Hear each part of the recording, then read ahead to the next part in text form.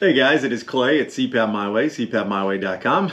Today I'm here to discuss the AirSense 10. This video is actually pretty long overdue, but I want to discuss how to unpack it, how you receive it, of course, what the options that may come with it, how to set it up on your nightstand, how to get it all squared away for you to use for the first night, and to make sure you're off on the right foot. So if you do enjoy the information in this video, I'd appreciate the thumbs up, subscribe for more info, and in the description below, you will see a link to all the rest of the videos associated, like maintenance, adjusting of settings, clinical settings, everything you could think of about the AirSense 10, you can find a link in the description below to help you further along.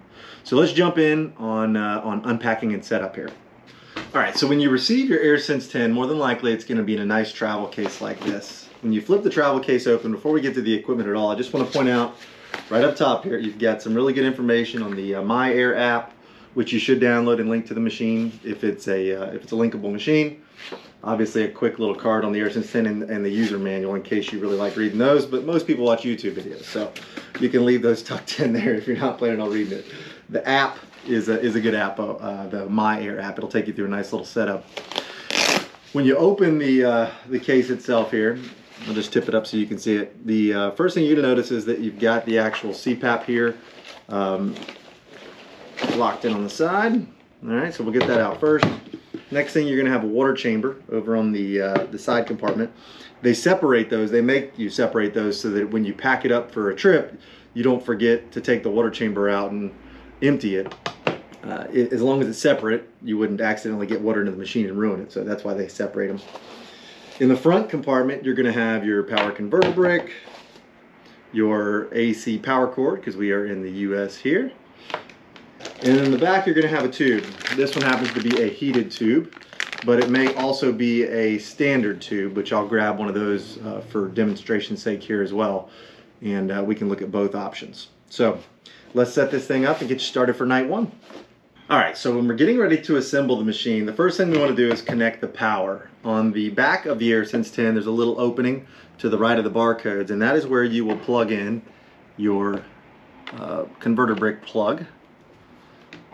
And then you're going to connect the little pigtail, little figure 8 connector right into that side, the other side of the converter brick, and then into the wall. I've got one already plugged in over here, so we don't have to undo that one.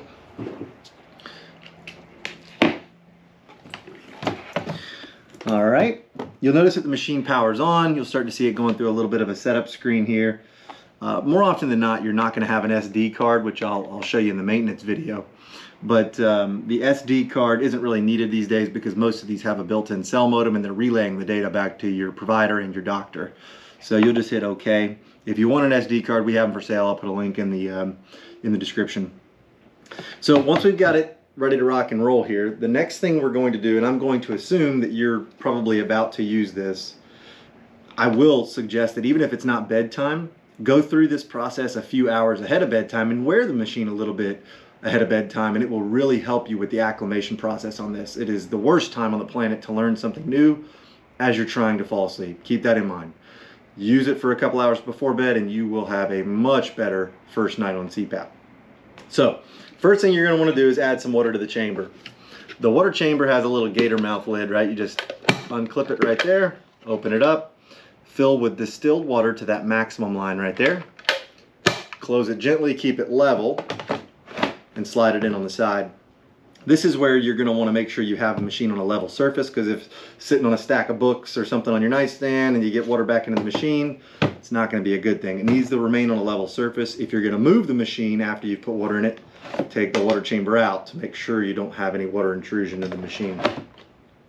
Now that we've got our water tank in there, the next step is going to be hooking up your CPAP tubing. As I stated, this particular machine came with a climate line tube, which will have two very distinct ends. One that has like a little electrode plug and has a 90-degree angle on it, the other of which is just a soft rubber cuff. If you're using this climate line tube, you will connect it on the back of the machine here. There's a little obvious spot for that plug to plug in there, and it does rotate once you put it on there, but we'll just plug it in, line it up there, it snaps into place, it'll say climate line tube connected. And then, you know, depending on which side of the bed you're on, you'll just kind of rotate it to that side so that you get, you know, those extra 2 or 3 inches of flexibility. If you have a regular tube, and also just for the sake of demoing the removal of this, you pinch the release buttons on this climate line and slide it out. Don't try to yank it without the releases. It's not going to come off there. You're going to end up tearing something. So pinch, pull, comes right off. If you're using a standard slimline tube, which is the non-heated, both ends are going to be exactly the same, both flexible, and it won't matter which end goes to the machine and which end goes to the mask. It just slips right on the back here very easily, and then the other end will attach to the mask, which we'll do in just a second here. Last thing you're going to want to do before firing this thing up is just make sure it's got a filter in the housing. Little filter door pops open. We'll detail more about that in the maintenance blog, but it should have a little disposable white filter in there to make sure that nothing weird is getting into the CPAP and causing issues with the motor. It is now ready to connect and fire up. So for demo's sake, we're going to use the AirFit P10 here. Really simple mask, especially for a video. And we're going to connect it to the end. If that doesn't connect easily, something's probably not right, and I've got another video that'll kind of explain why the mask wouldn't connect easily, and I'll link that that below for you as well. Okay, please pardon my hat here. I'm sure that looks good. Before you fire the machine up, I recommend putting the mask on. This one's really simple. It just goes right into the nose, pulls right over, real quick and easy. And then right before you go to sleep or before you're trying it out for the first time, we'll press the on button. And you will notice the machine is running. Hopefully you're pleasantly surprised at how quiet it is. This is a really quiet machine. If you're hearing a lot of air leaking noise like that, something's not right. Adjust your mask, tighten it up, get it where it needs to be, and typically it will get rid of that noise.